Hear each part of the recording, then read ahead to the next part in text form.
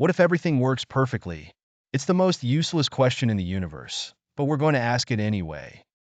In the entire history of the world, the number of times everything has just worked perfectly is exactly zero. Nothing ever goes exactly as it's supposed to. Even if it's 99.8% perfect, that stray 0.2% changes the result. So, asking if the 2024 Boston Celtics will be perfect is simply not a serious question. But I am not a serious person. So here goes. What if Jayson Tatum becomes a 45% three-point shooter and wins league MVP? What if Jaylen Brown makes no mistakes and has such a convincing season that he cements his place as a top 10 player? What if Drew Holiday and Derek White continue to complement each other to create one of the most destructive and mature backcourts in NBA history?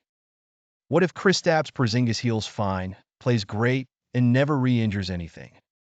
Well, if all that happens, and we sprinkle in some Peyton Pritchard as Jalen Brunson with worse PR, the Celtics are going to win another championship. In fact, they're going to win like 70 games and go 16-1 in the playoffs.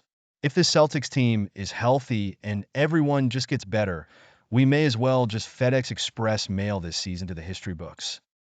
This is obviously not going to happen, and thus asking the above question is a pretty silly waste of time. But asking each of those questions individually, which we here at Celtics Blog have literally done, is not a problem. They're perfectly valid by themselves, and wondering about Tatum's shooting or Porzingis' injury timeline is the bread and butter of Celtics media.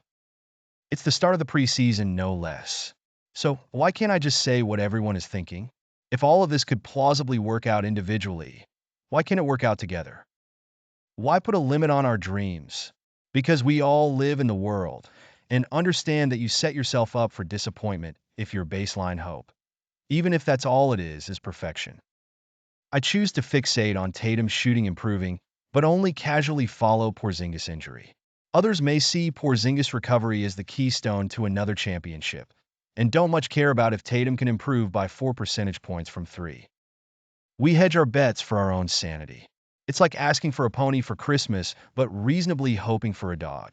But you can't actually hope for a pony and get annoyed when you wind up with a chocolate lab.